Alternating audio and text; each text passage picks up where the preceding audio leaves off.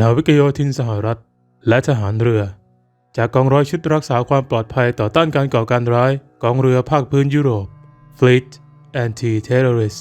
Security Team Company Europe FASTER และนาวิกโยธินกรมรักษาความปลอดภัยสถานทูตภาค 8 Region 8 Marine Corps Embassy Security Group ทำการฝึกร่วมกับสมาชิกของกองทัพบอสเนียในระหว่างการฝึกซ้อมในซาราเยโวบอสเนียเฮอร์เซโกวีนาในวันที่ 23 ถึง 29 สิงหาคม 2023 หน่วยเฉพาะกิจ Task Force 61/2.3 FASTER ภายใต้หน่วยบัญชาการและควบคุมยุทธวิธีของ Task Force 61/2 มอบความสามารถต่างๆเช่นการตอบสนองอย่างรวดเร็วในการต่อต้านการก่อการร้ายและการปฏิบัติการด้านความปลอดภัยในการสนับสนุนผู้บังคับการกองบัญชาการยุโรปของสหรัฐอเมริกา United States European Command และตามคำสั่งของผู้บังคับการกองเรือที่ 6 ของสหรัฐ US 6 Fleet เพื่อปกป้องเรือที่สำคัญและสินทรัพย์ของชาติ Sergeant D.R. Davenport Infantry Rifleman พลปืนเล็กทหารราบ Squad Leader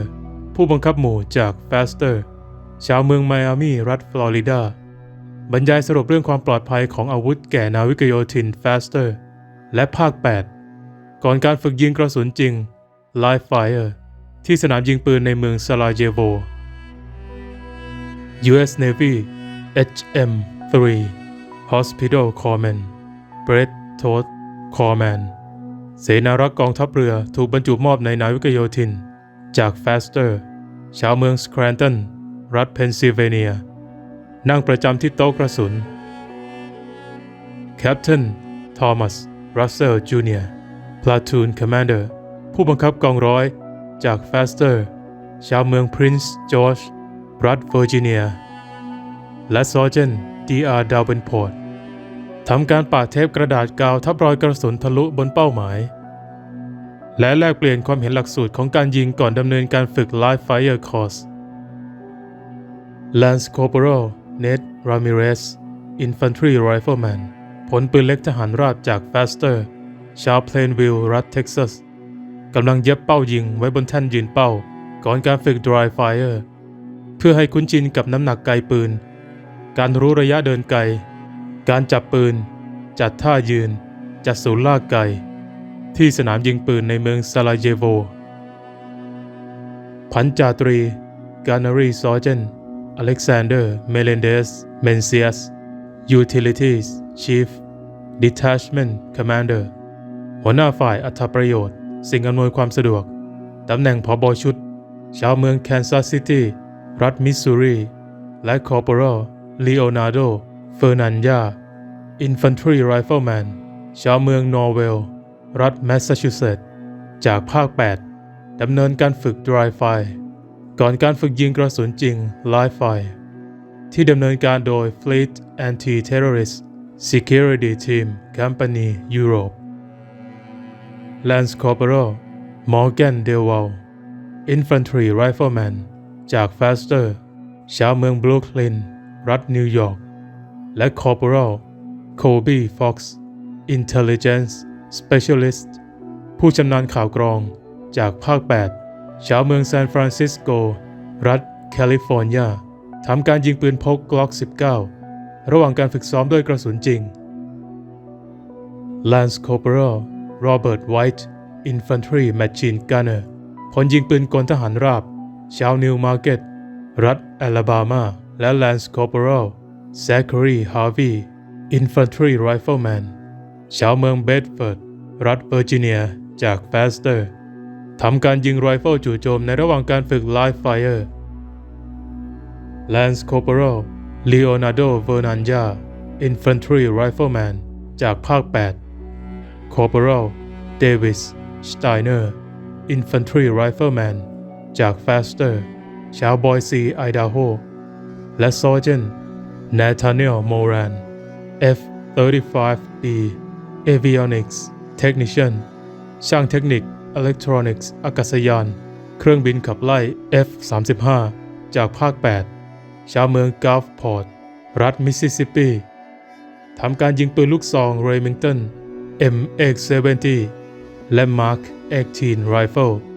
ความยาวลำกล้อง 10.3 นิ้ว ใช้กระสุนขนาด 5.56x45 มิลลิเมตร U.S. Navy HM3 Hospital Corpsman Brett Todd ทำการสาธิตให้สมาชิกของกองกำลังพิทักษ์ท้องถิ่นบอสเนีย Bosnian Local Guard Force ใช้อุปกรณ์จากชุดปฐมพยาบาลณสถานทูตสหรัฐในเมืองซาราเยโวประเทศบอสเนียแอนด์เฮอร์เซโกวีนา Lance Corporal Isaiah Wingfield Infantry Machine Gunner จาก Faster ชาวเมืองเซนต์หลุยส์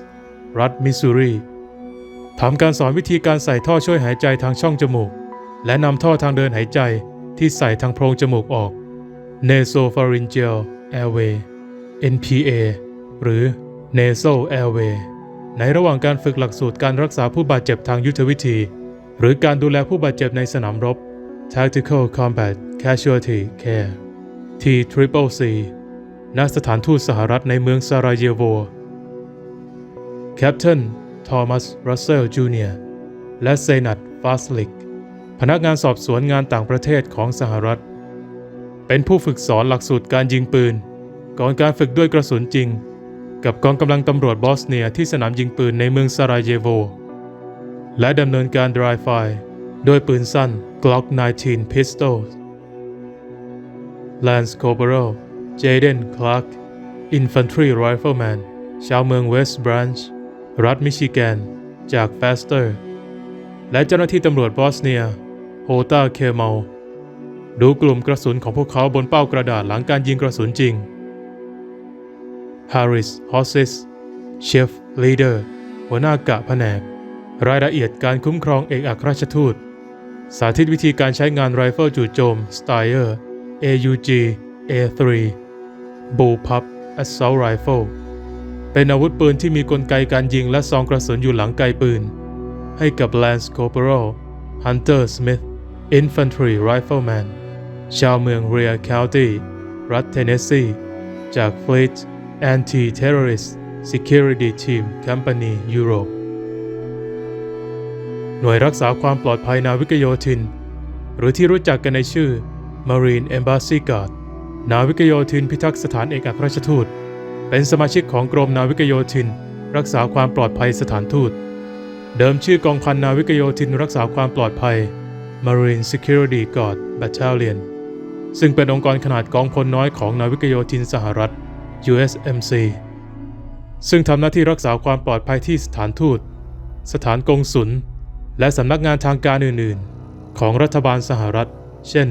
คณะผู้แทนสหรัฐประจำเนโตในกรุงบรัสเซลส์ประเทศเบลเยียมภารกิจของ Marine Corps